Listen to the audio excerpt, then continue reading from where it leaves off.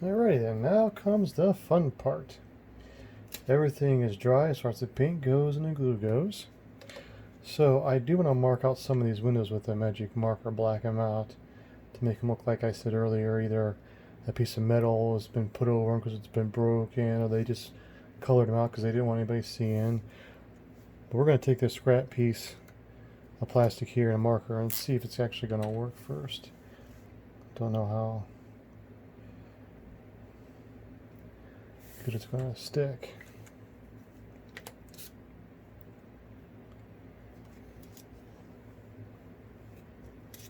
Hey, not too bad. I don't think I'll be touching the back of them, so I think we'll be good.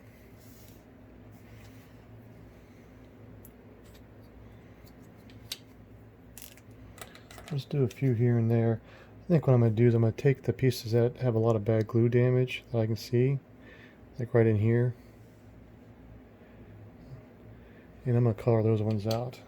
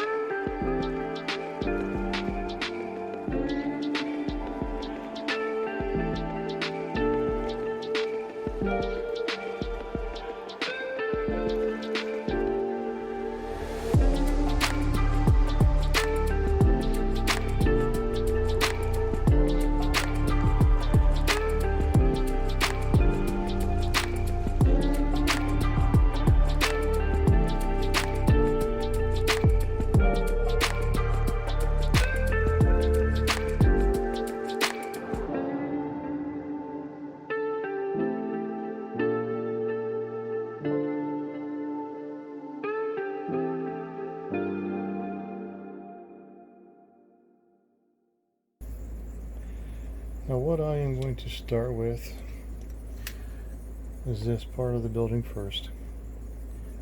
These were printed as 4 separate walls, and I previously glued these up long before I decided to do a video on it. I have these corner pieces that originally were gray that we just painted, and I don't know if you can see or not, but they are slanted to go with the slope of the roof. So they'll go on something like that. So I'm going to get these glued on first.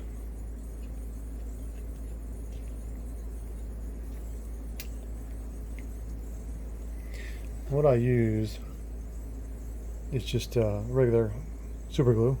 I like this gel. I don't just dab it on there, of course, it just makes a mess. So I have little pieces of plastic that are left over from some prints I make. I put the super glue on there, and I have this little stick that I've carved at a nice sharp little point that I will use to apply just a very thin amount. It doesn't take much for this to hold.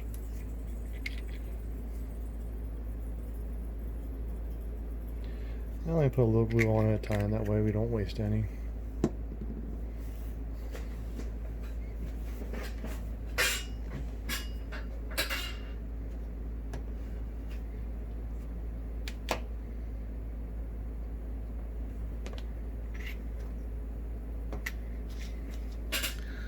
See how far over these fit.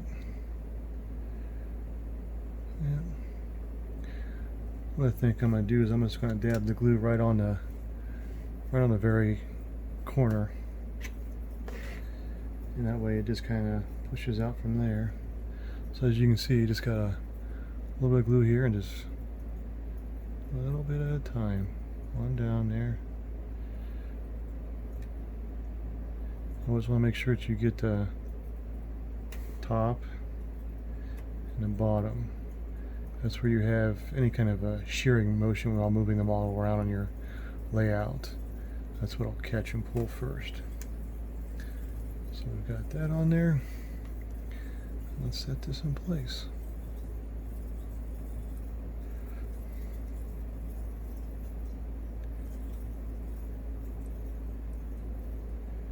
Now I'm just using my finger here to push down to kind of get the slope. I'm not worried if there's a little bit extra on the bottom if I didn't make this just right, because we can always sand it flush, but the top needs to be correct. Okay, there's one on.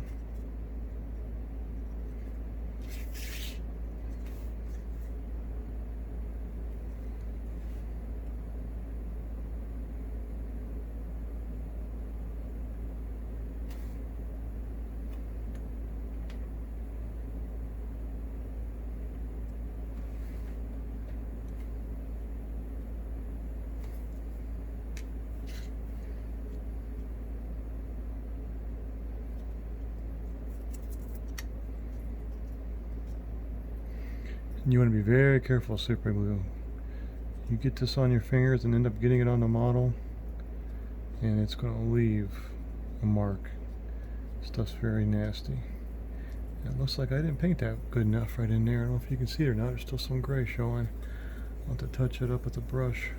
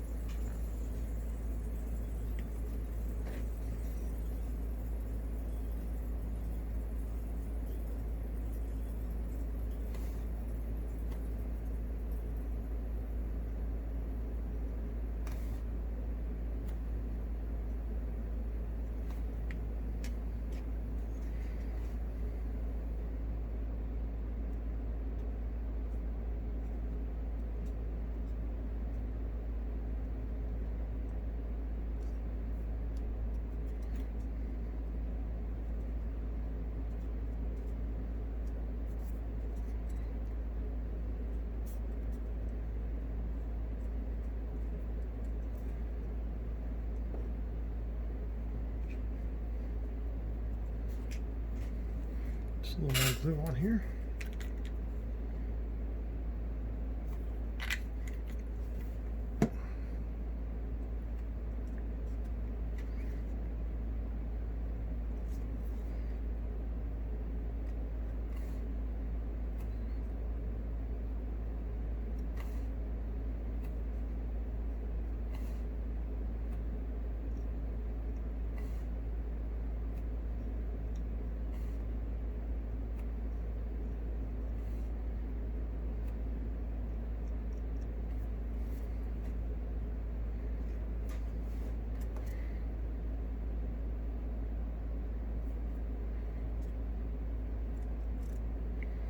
Looks like I got several pieces I need to touch up.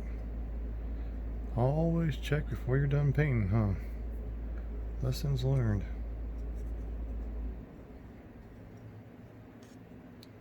Alright, since some of these I can tell are a little proud of the bottom, I don't want to sit this flat on the bottom. I'm afraid it may push up. So we're just going to sit this on its top. Take a little wedge here. Get her going. Yeah, that should hold.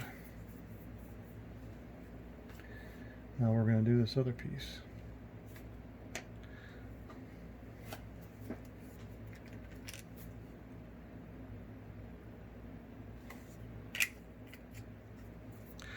Same concept, except for on this one here, both the top and bottom are beveled because it was going against a roof. So we need to make sure that we have the right one in the right area.